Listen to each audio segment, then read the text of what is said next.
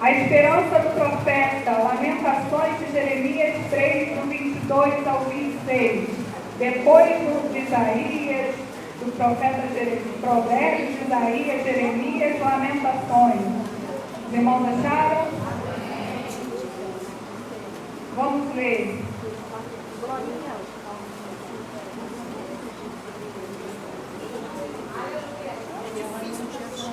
As misericórdias do Senhor são a causa de não sermos consumidos, porque as suas misericórdias não têm fim.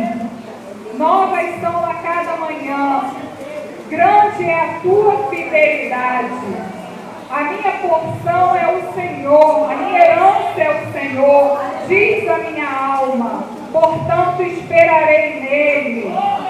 Bom é o Senhor para os que esperam por ele, para a alma que o busca.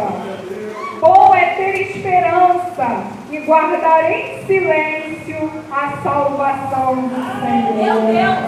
Amém. Glória a Deus. Irmãos, pode tomar assento. Aleluia. O livro de Lamentações foi escrito pelo profeta Jeremias. E no capítulo, são 5 capítulos. No capítulo 1 do livro de Lamentações, Jeremias lamenta por Jerusalém, pela humilhação que Jerusalém tem vivido naqueles dias. Jerusalém, onde Salomão construiu um templo de glória, revestido de ouro, tanta glória. Deus manifestou tanto poder naquela nação, tanta riqueza, tanta coisa. Mas Jeremias já vinha a alguns reinos profetizando e advertindo o povo contra o pecado, para que eles se arrependessem e tornassem ao Senhor. Mas os reis não deram ouvidos, o povo não deu ouvidos. E Jeremias havia profetizado sobre o castigo que viria por causa da desobediência e do pecado. E no livro de Lamentações, Jeremias 1, versículo 6, diz assim: e da filha de Sião foi-se toda a glória. Os seus príncipes ficaram sendo como corços que não acham pasto e caminham sem força na frente do perseguidor. A Bíblia diz que Babilônia devastou Judá e a sua capital, Jerusalém. E Jeremias ficou ali. Jeremias ficou em Judá. Quando Babilônia destruiu Judá, Jerusalém, os melhores do povo, os mais sadios, as mulheres mais bonitas, os mais jovens, foram levados cativos para a Babilônia. Daniel foi um deles, Sadraque, Mesaque e Abednego foi um deles. Eles conheceram Jeremias e eles foram levados cativos. Mas Jeremias ficou. E ele ficou vendo aquela destruição na cidade. Ele ficou vendo que toda a glória se foi.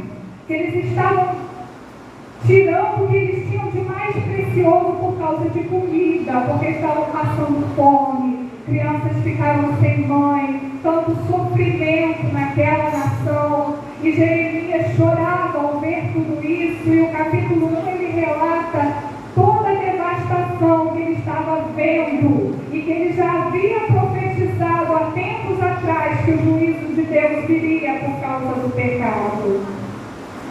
E eu fiquei meditando nessa palavra, e eu fiquei me lembrando de tantas pessoas que eu conheço, e que por terem se afastado do Senhor, vivem uma vida tão devastada, uma vida tão decaída, uma vida com tanto sofrimento.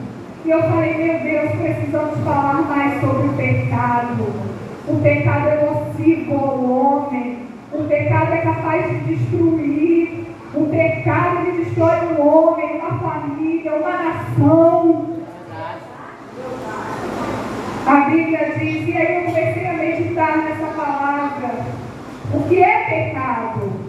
Pecado é transgredir as leis de Deus nos nossos pensamentos, nas nossas palavras, e nas nossas atitudes. E aí, eu meditando na palavra de Deus, eu elegi algumas, tem mais, algumas consequências do pecado na vida do homem. Nós sabemos que o pecado ele traz consequências sobre a vida do homem. Deus perdoa, Ele perdoa, mas as consequências muitas vezes ficam. A Bíblia fala sobre Davi. Davi, o homem segundo o coração de Deus.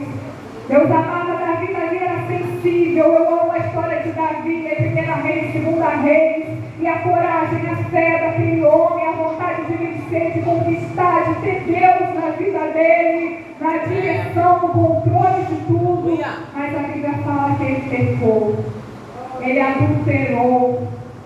E por causa daquele pecado, a Bíblia diz que a espada nunca saiu da casa dele. Meu Deus! Davi se arrependeu, Davi se humilhou, falou: Senhor, não afaste de mim o teu espírito. Deus não afastou, Deus perdoou. Davi tinha o Espírito Santo de Deus, mas ele não conseguia lidar com os conflitos da casa dele. Ele não conseguia lidar com aquela espada apontada para a casa dele. Era filho contra filho, era filho querendo matar o próprio pai, e Davi só chorava. As consequências do pecado ficam. Verdade, Pai. O temor do Senhor é o princípio da sabedoria. Nós precisamos ter uma vida de sabedoria. A sabedoria, ela traz prosperidade, ela traz união, ela traz tudo que a gente precisa para ser feliz. E o temor do Senhor é o princípio da sabedoria. Aleluia. Consequências do pecado. A primeira consequência do pecado é a morte espiritual. Romanos 6,23, porque o salário do pecado é a morte, mas o dom gratuito de Deus é a vida eterna em Cristo Jesus, nosso Senhor. O salário do pecado é a morte. Quem brinca com fogo se queima. O profeta Jeremias havia falado que o juízo chegaria se o povo não se arrependesse, mas eles não ouviram. Eles continuaram vivendo uma vida de pecado, de prostituição espiritual, adorando a outros deuses. Meu Deus, aleluia. E chegou o juízo. O salário do pecado é a morte espiritual, que é a pior morte que existe. Porque nós um dia nascemos aqui e um dia esse corpo vai morrer. Mas nós temos dentro de nós um espírito que não morre. Esse espírito é eterno. E a vida eterna, ela começa e nunca acaba. Ela não vai ter fim. E nós temos que agora escolher onde vamos passar a nossa eternidade. Aleluia. Guardando o que temos recebido do Senhor para que ninguém tome a nossa coroa. Aleluia. A eternidade, ela começa, mas ela não tem fim. E a graça de Deus, através de Jesus Cristo, nos dá essa vida eterna. Que começa quando nós entregamos a nossa vida ao Senhor. Nós temos o Espírito Santo. Aleluia. Que confirma dentro de nós que somos filhos do Deus Altíssimo, cordeiros com Cristo, e que desfrutaremos eternamente de uma vida com Ele. Aleluia. A primeira consequência do pecado é a morte espiritual. Eu coloquei aqui como segunda consequência a falta de paz.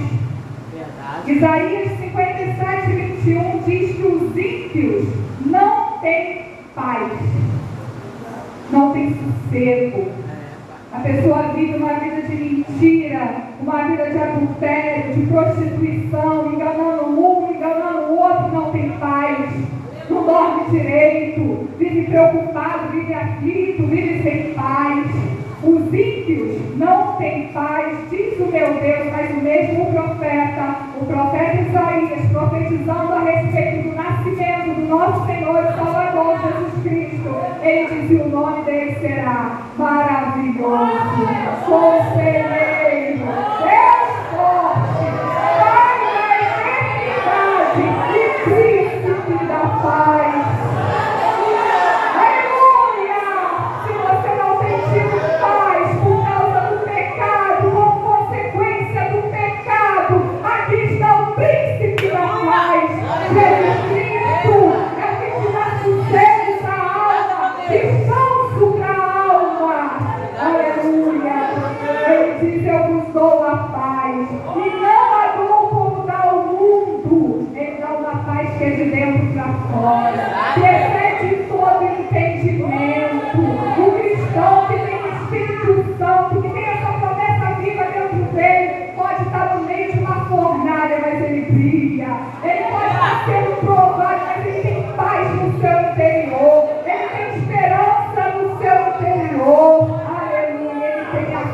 nós, porque Ele tem um príncipe da paz. Terceira consequência do pecado é a cegueira espiritual. A Bíblia diz em 2 Coríntios 4:4, nos quais o Deus deste século, Satanás, cegou os entendimentos dos incrédulos, para que não lhes resplandeça a luz do Evangelho, da glória de Cristo.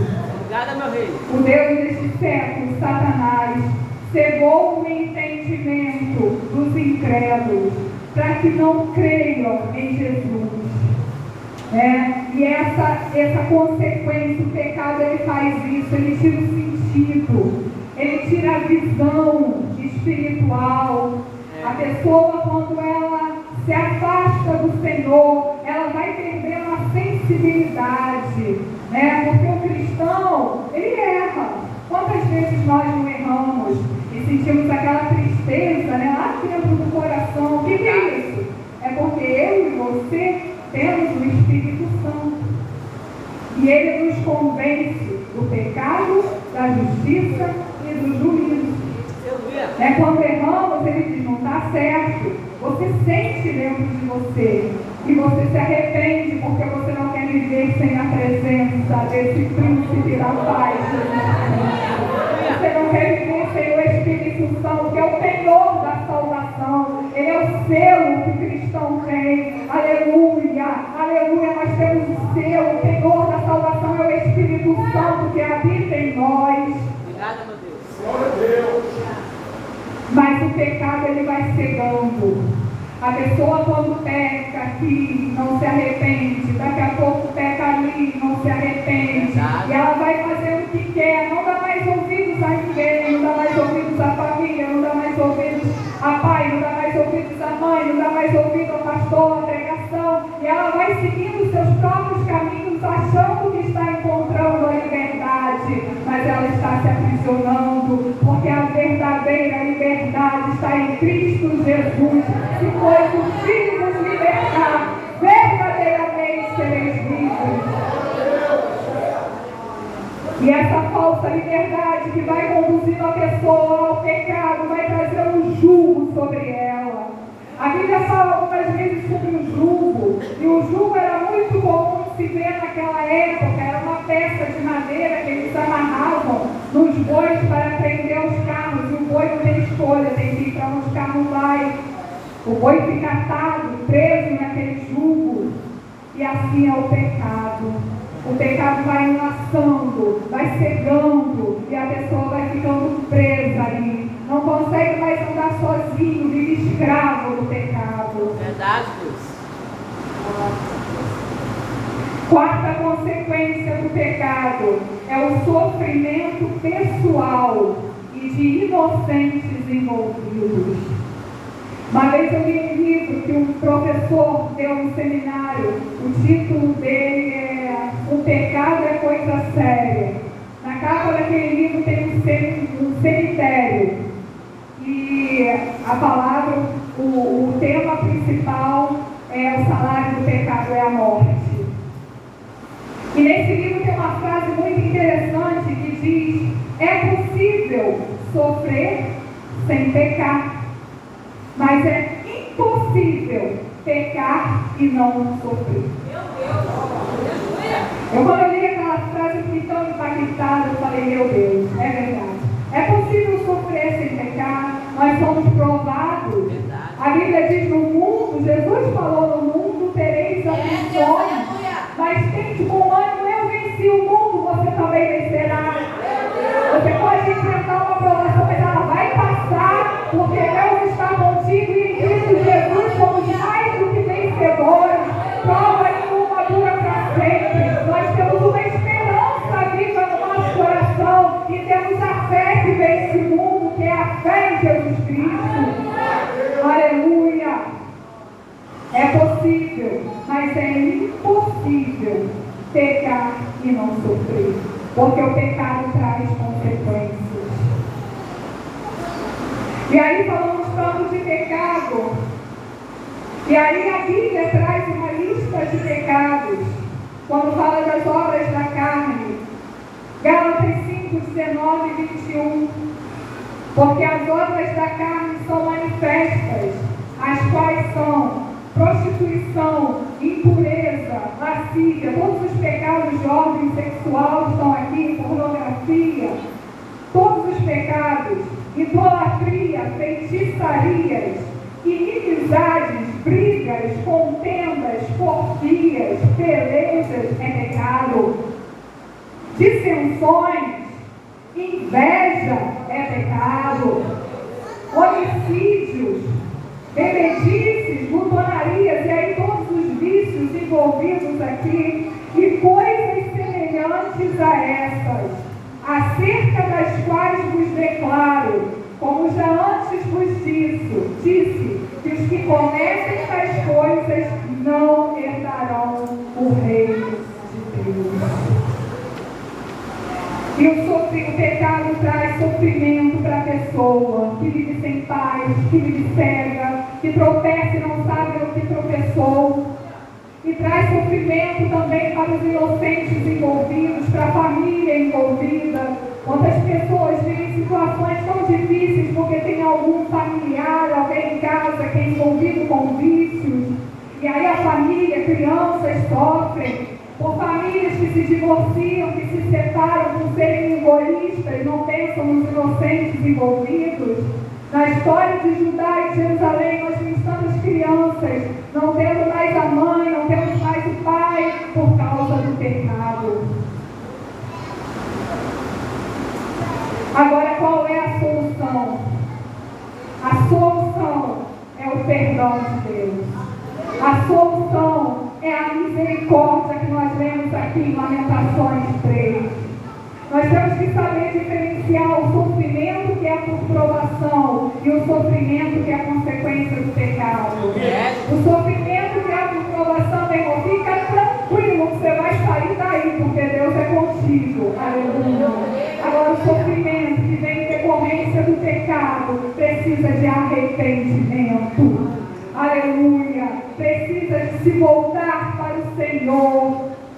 E a Bíblia diz, em Romanos 5,8, mas Deus prova o seu próprio amor para conosco, pelo fato de ter Cristo morrido por nós, sendo nós ainda pecadores, ainda mergulhados no pecado. Deus prova o seu amor para conosco. Ele entregou Jesus, a remissão de todos os nossos pecados. Aleluia. A Bíblia diz que ainda que os pecados sejam mais do que escarlate, sejam sujos, se tornarão mais alvos como a neve. Jesus Cristo nos purifica de todo pecado. Temos um advogado junto ao Pai que nos justifica, porque Ele pagou o preço, e foi preço de sangue. Não foi por ouro, não foi por prata, aleluia, mas foi o sangue de Jesus. Aleluia. Atos capítulo 3, 19. Arrependei-vos e convertei-vos, para que sejam apagados os vossos pecados e venham os tempos de refrigério pela presença do Senhor. Arrependei-vos e convertei-vos, para que sejam apagados totalmente os vossos pecados e venham assim o quê? O refrigério, o sossego para a alma, a paz que você precisa pela presença do Senhor. Arrependimento é sentir um peso pelo que cometeu, pelo erro cometido, e é mudar de atitude. Arrependimento envolve dois verbos: sentir e agir. Às vezes a pessoa fala, estou arrependido, e amanhã faz a mesma coisa que se arrependeu hoje. Isso não é arrependimento. Quem arrependimento sente tristeza. Quem está arrependido de verdade sente profunda tristeza pelo pecado cometido, mas ele age em direção oposta. Ele muda de atitude. Nós vemos na palavra de Deus em Lucas, Zaqueu, quando Jesus entra na casa de Zaqueu, que coisa maravilhosa. Zaqueu desce depressa com alegria, e quando todos começam a falar, mas Jesus está entrando na casa de um publicano, de um pecador, de um homem que rouba, de um homem isso, de um homem aquilo, e Zaqueu levanta com toda alegria. Jesus não manda Zaqueu fazer nada, Jesus não fala nada para Zaqueu fazer. Zaqueu levanta espontaneamente, com toda alegria, e diz: se eu tenho roubado alguma coisa, eu vou bater na porta de cada um, eu vou devolver 4 vezes mais do que eu peguei. Isso é arrependimento, isso é mudança de atitude. E a Bíblia diz que Jesus falou: hoje veio salvação a esta casa. Em Jesus Cristo há esperança. Aleluia. Judá estava completamente destruída. Completamente destruída por causa do pecado. Mas Jeremias, no capítulo 3, ele diz: as misericórdias do Senhor são a causa de não sermos consumidos, porque as suas misericórdias não têm fim. Aleluia! As misericórdias é o sentimento que Deus tem quando vê o homem afundado no pecado, mas sofrendo por causa do pecado. A Bíblia diz que Deus tem íntima compaixão e Ele tem a solução. Aleluia! Ele pode mudar qualquer situação. Ele pode gerar para uma nova vida. Ele pode transformar uma vida por completo, porque Ele é Deus. Conclusão dessa mensagem: devemos fugir do mal e da aparência do mal. Para nós que servimos a Cristo, fugir de todo mal é meter o pé. Viu o mal, passa longe. É fugir do mal e de toda aparência do mal. Está lá em Tessalonicenses 5:22. Porque o pecado, ele traz destruição. O pecado, ele é nocivo ao homem. Ele acaba com o emocional. Ele vai deteriorando o ser humano, afastando o homem de Deus. E aos que estão vivendo consequências do pecado, porque erraram no passado, não está tudo acabado. Porque as misericórdias do Senhor são a causa de não sermos consumidos. Elas são novas a cada manhã. Se acordamos hoje, temos a misericórdia de Deus sobre a nossa vida. Se amanhã, quando levantarmos, temos a misericórdia de Deus se renovando sobre a nossa vida. Elas se renovam a cada manhã.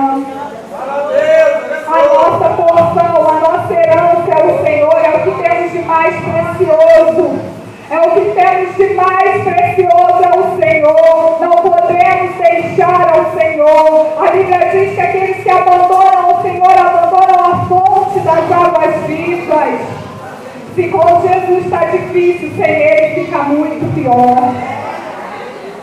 Porque com Jesus o barco não vai afundar.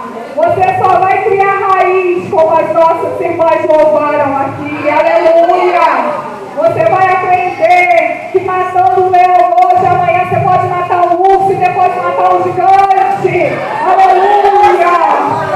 As provações nos deixam com carcaça. Sabe a vacina que a gente toma para ter imunidade contra as doenças?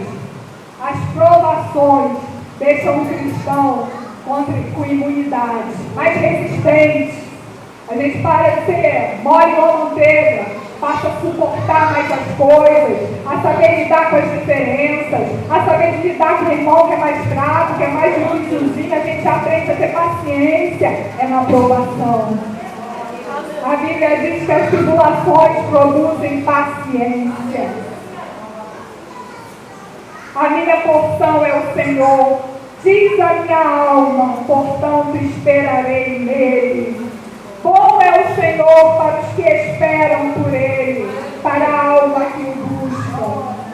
Bom é ter esperança e aguardar em silêncio a salvação do Senhor.